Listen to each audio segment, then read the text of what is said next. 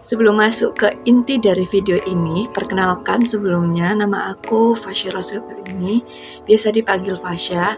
Aku adalah mahasiswa aktif semester 5 yang berada di kampus Surabaya, yakni Universitas Sunan Ampel, Surabaya. Aku masuk di Fakultas Usuluddin dan Filsafat. Aku mengambil jurusan tasawuf dan psikoterapi. Jadi di sini aku akan menjelaskan dua subbab, yaitu macam-macam patologi sosial dan juga dampak dari patologi sosial. Nah, sebelum membahas dua subbab tadi, di sini aku mau menjelaskan sedikit tentang patologi sosial terlebih dahulu. Jadi apa sih patologi sosial itu? Patologi sosial adalah sebuah disiplin ilmu yang mengkaji gangguan atau gejala-gejala sosial yang dianggap sakit atau menyimpang dari norma-norma dalam masyarakat. Patologi sosial sendiri itu diambil dari bahasa Yunani, yakni pathos yang artinya penyakit atau penderitaan, dan juga logos yang artinya ilmu. Jadi, patologi sosial ini tuh mengkaji asal-usul atau karakteristik dari penyakit-penyakit atau perilaku menyimpang yang mempengaruhi masyarakat. Nah, tujuan dari patologi sosial itu bagaimana kita bisa memahami, mengelola, mengurangi, ataupun mencegah sehingga tidak banyak orang-orang tuh terkena sosiopatik. Nah, masuk ke macam-macam patologi sosial.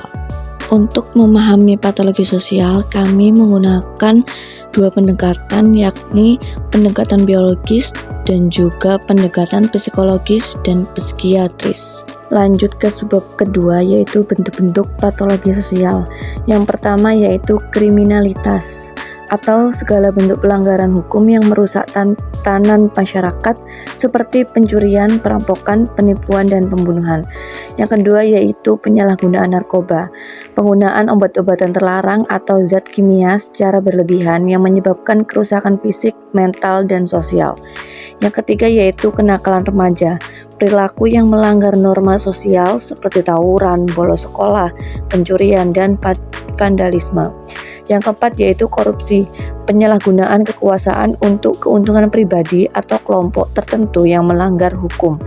Yang kelima yaitu kekerasan dalam rumah tangga atau KDRT.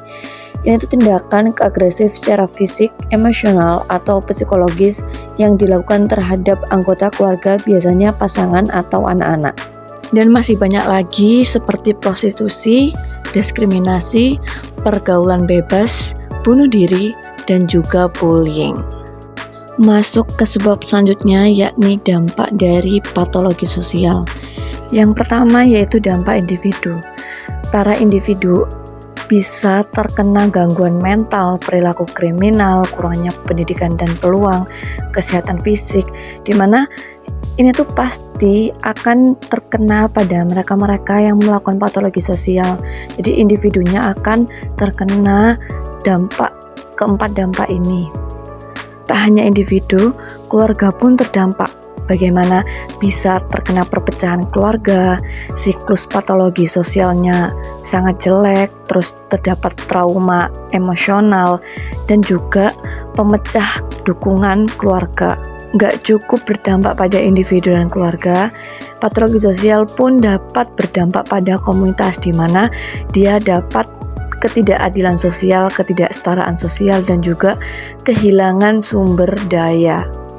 Nggak berhenti di situ, patologi sosial juga berdampak pada sosialnya, di mana dapat menghambat pertumbuhan sosial pada suatu individu dan juga dapat perpecahan sosial dan juga degradasi moral dan nilai sosial, tingkat kecemasan dan ketidakamanan, dan juga stigma sosial yang buruk.